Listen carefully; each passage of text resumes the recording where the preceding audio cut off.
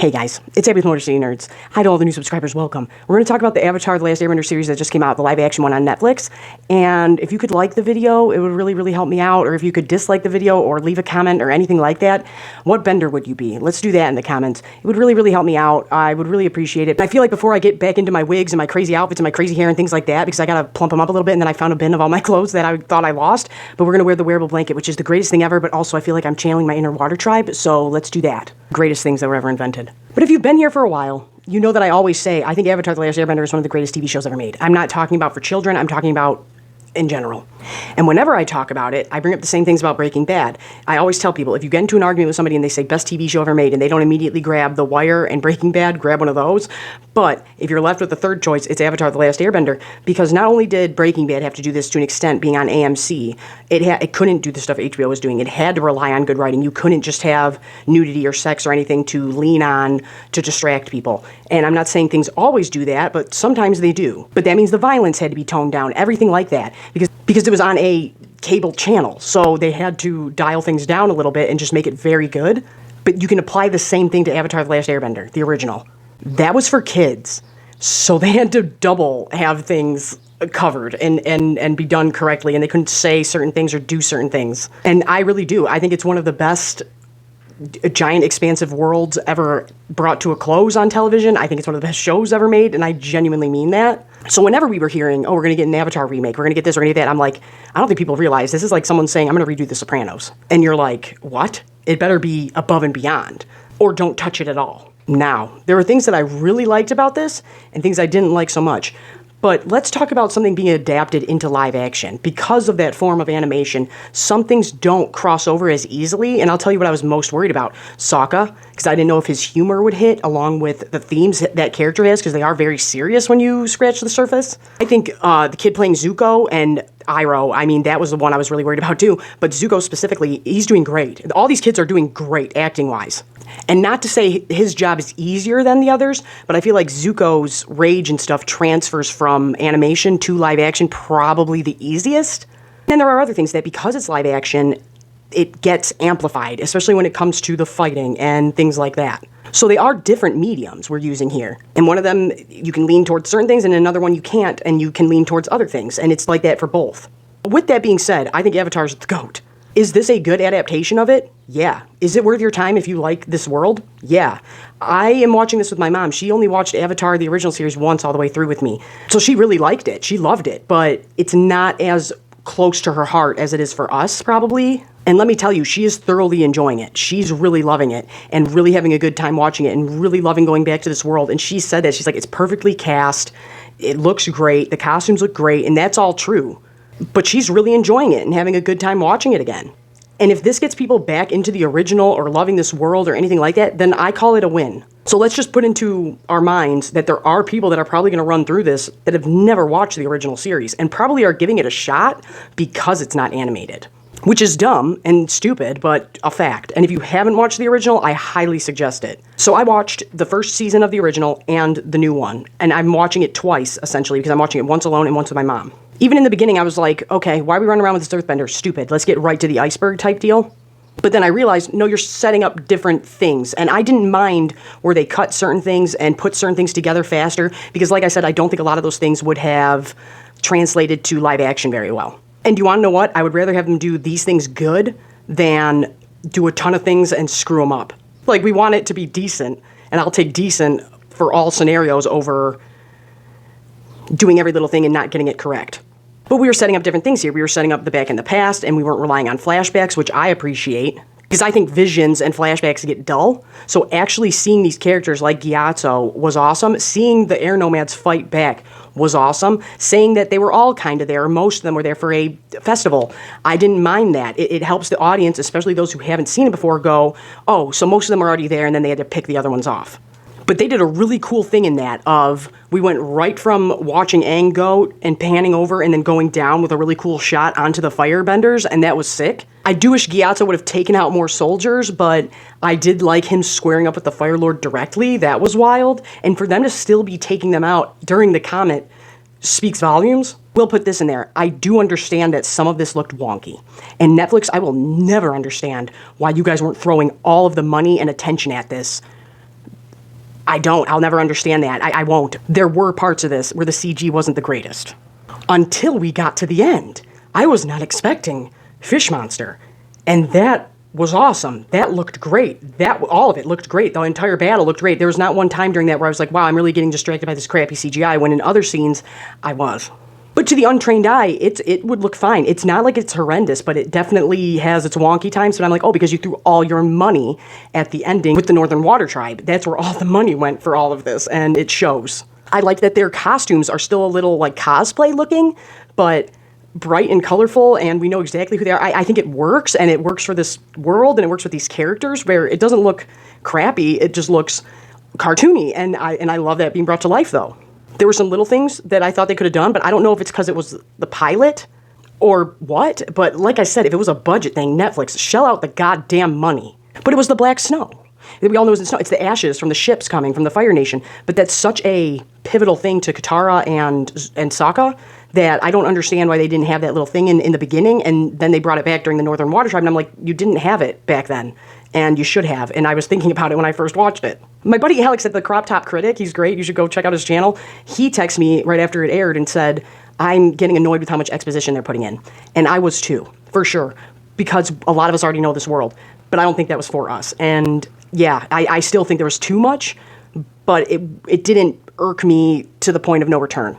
Felt like the grandma was sticking her nose in a little much. That bothered me because it's these kids that take initiative, and they still did, and all the major character beats were there. Whether or not they just changed where certain things happened in the story, the major beats for each character, it was there. I didn't like Aang coming out of the iceberg without Appa, but then I get you would want Appa to have his own entrance. That was the vibe I got. Another big one is, in the animated one, Sokka goes and puts the war paint on, and that's a very beautiful scene that they do, but not only a beautiful scene, it shows how much traditional things and being a warrior means to Sokka, along with Katara being so proud of waterbending being a part of their culture and how that's how they were built and all these things, where she's proud of that, he's just as proud of this over here, and it's a really beautiful scene because he's getting everybody ready to run out and stand their ground, and then he goes in the tent and has this moment alone of putting on the war paint and putting on the traditional outfit, and it's really beautiful in the animated series, but then we only get him running up to the ship as it's running into the snow, and he does the same exact things and shows the same exact emotions and things like that in the animated one as he does here. And I really liked it when Sokka came out of the gate and said, one-on-one, me versus you, and stands up to Zuko and calls him out in front of everybody knowing I'm probably going to lose. It was the same thing. In the animated one, we got this solo thing getting ready and then running out and facing it head on and getting knocked to the side and then still trying to attack. But in this one, we get that one-on-one of you versus me. That was really, I like that a lot. And after playing Sokka, I really was concerned. I was like, I don't know if this humor will translate. I don't know if he'll do as good. And he's doing really good. They're all doing really good. I love that Aang was cast as young as he was. It works. But I can definitely see where people will be upset, specifically with Aang going, oh, we didn't see penguin sledding. We didn't see the surfing on the koi fish. And I totally get that, okay? But remember that they put a budget on this, and that's probably why we didn't get giant koi or penguin sledding. Makes up for that by having Aang repeatedly say in dialogue, he's a kid. I'm a kid. I'm a goofing off kid. And I thought we would lose that in this. Let's remember what this is about. He's a kid, and they didn't lose that. Having Gyatso defending the kids was heartbreaking, but also worked. Even Iroh, I feel like in the animated one, gives off a more serious vibe. But when you rewatch it, you're like, no, he kind of doesn't, though. Some of these things work better in animation, specifically Sokka, than they do for live action. And I do think they went a little hard on the prosthetics for the older characters, like Boomy and like Paku later on. But it works, along with the costume and the set, like it works for this world. Combining all the Boomy stuff and the Sai stuff and the Jet stuff, it does work. You're just combining it all into 1 hour-long episode instead of 4 or 5 half-hour ones. And storytelling-wise, that's smart and it works. The Kyoshi stuff. That was really cool. That was really, really cool to see. But we do see that in the original series with Roku, specifically.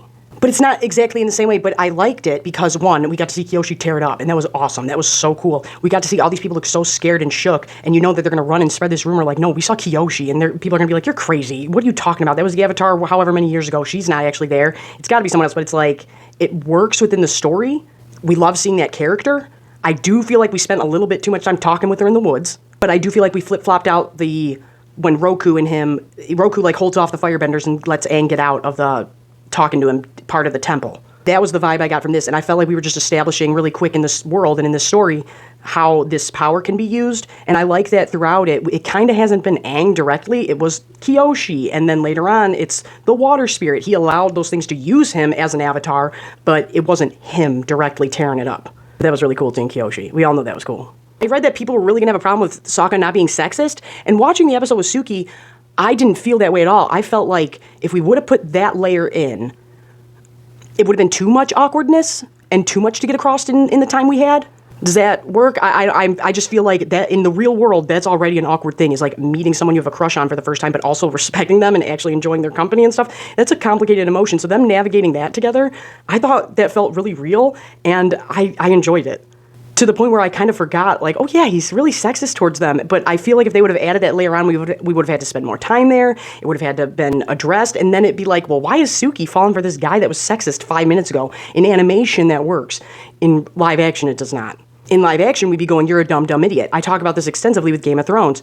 We look at these characters like Robb Stark and Daenerys and go, well, why'd they make that decision? They're an idiot. But if you know in the book, they're like 13 and 14 years old. They're idiots. They're children. Of course, the first person they have a crush on, they're going to marry in the woods secretly. But in the show, we had to age them up, and rightfully so, because we had some serious stuff happening, and nobody wants to see that happen to kids. But yeah, some of that didn't translate well, because everyone's going, why are they a dumb, dumb moron? And the truth is, well, because they're a dumb kid in the book still. I think Daenerys is what? 16 when she takes Marine? Maybe 17? I don't think she's above 16, though. How many years have gone by in Game of Thrones? Holy shit. Anyway, this is another conversation for another time. Another thing we lose in live action is the conversations, and I'm glad that we got the one big one in the beginning, but how tight him and Appa are, because we don't get that emotion from Appa like we do in the animated series. I think Momo's pretty great, and Appa's great. Appa's always great. He's the most useful animal sidekick or human sidekick, I think, in anything. He fights, he's their transportation, he's moral support, he's just an awesome giant pet you can pet if you're feeling anxious. He's great. I can't think of another character where, I mean, if you told me Grogu at my side or Appa, I'd be like, Appa. He is the most useful and the best. But I bet he stinks like shit. I bet he smells so bad. There were some big things that they changed, but like I said, it works for this story, this live action story. And one of those big things is adding in Liu Ten's funeral. And having the line of dialogue between Iroh and Zuko later on where he says, Liu Ten would have been proud to call you his father. And I was like, oh my god, and I was bawling my eyes out. Even taking bigger shots at Iroh. The Earthbender guards even do that. They're like, you have no humanity. And I like that they're saying that more, because in the original, we just are like, oh yeah, we like Iroh. But then we're like, oh man, what is everything you've done? But having characters directly say, what if one of us takes it into our own hands? You killed my brother, you did this, you have no humanity. What they say about you is true. Oh my god. Having things said like that directly to him, but then showing the audience the funeral for Liu Ten. And not only the funeral for Liu Ten, but you had to bring leaves from the vine in on us and hit us in the nuts of feelings. And we get a really great scene where Ozai and Azula come up. And all Ozai says to him is nothing brotherly. He just says, oh yeah, how great it is. He'll die a legend. He's this, he's like he's Achilles or something. Like he's somebody he never knew. And then we have Zuko come up. And when he gives his speech to Iroh about how much he loved his cousin and how much he loves him. Oh my god. That was really sweet. But we immediately get that, okay, Iroh's really been through it. He has dealt with loss because of the Fire Nation. Zuko's sitting at his side. That was so sweet. It was so great. Now, if you're new, my uncle raised me. My dad died when I was really young, and my uncle raised me, and I lost him in 2022. It sucks. Fuck. So I lost my Iroh. So forgive me if I don't go too detailed in on him. But we even get a line of dialogue from Iroh, and he says, he saved me more than he'll ever know. And he made that choice right there. I ain't sending another son home in a box. That's not going to happen. Not on my watch. That's not going to happen. It really bothers him. You can tell when Zuko says to him, he died in service of the Fire Nation. There's no greater honor. Like, this exact same thing's going to happen to you, and I'm not going to let it. We already know Iroh's a great uncle. We already know that Zuko loves him. But on top of it, we already find out he lost a son and looks at Zuko a certain kind of way. But you needed that because you had the Earthbenders and everybody saying what awful, terrible monster he was. Even Aang's little run-ins with him are great. Because you really get that sense of Iroh respects what the Avatar is. He just can't say it outright. Having Zuko's relationship with the ship be even more prevalent, and then not only Iroh telling them what happened with the Agni Kai with his dad, but telling them, yeah, you'd all be slaughtered if it wasn't for him. And when Zuko comes back to the ship, and they're all lined up and realize, like, he saved us. and they're showing loyalty for him, and they care about him, and you can even tell later on he feels bad about going back and forth and giving out information. But Iroh in person sees what his nephew could become if he just leads with, I actually care, and I let people know that I care, and it inspires loyalty. And he sees him walking past all the sailors, and they're all at attention for him, and it was really well done. Daniel Day Kim playing Ozai. I really appreciate you bringing up Mark Hamill in all your interviews, because god damn, Mark Hamill. Ozai is one of the greatest voice acting. I know he's the Joker, but Ozai, he brings something otherworldly and cold to Ozai. Just detached and unhinged, but still in control. It's a very specific thing. You know what I'm saying? But Daniel Day Kim, who plays Ozai in this one, looks great, freaking ripped, looks perfect, and he's brought up Mark Hamill several times, and you can definitely tell he's trying to stick to that. And I just appreciate anybody who's like, I can respect how good of a job this person did over here, especially if it's voice acting, because that's something that I feel like goes unrecognized a lot of the time. Somebody would be going, yeah, I'm playing the big bad, but there's something this guy brought to that voice that I got to make sure I bring too. It shows respect, and I love it. I thought we were kind of dilly-dallying with Ko, but not really. I thought having the Spirit World stuff happened, so I didn't mind any of it, or the Spirit World stuff, but it was a lot of exposition and things like that. I even liked the Fox being UA thing. That was pretty cool, because I feel like they were trying to make it more grounded in places, and I do hope in the next season they pick a lane harder, where it's like, are you going to go full cartoony, or are we staying within like the confines of the real world, quote unquote? Because that, I feel like, is more digestible, is instead of the moon talking, you know what I'm saying, we have this spirit that is in essence the moon, and I liked her saying that, you're the boy in my dreams and stuff. That was really sweet. Ko looked great. I was worried about Ko, but you can tell that they spent a lot of time on that. Thought even the panda, the spirit of the forest, looked really good. I'm not saying perfect, but pretty good.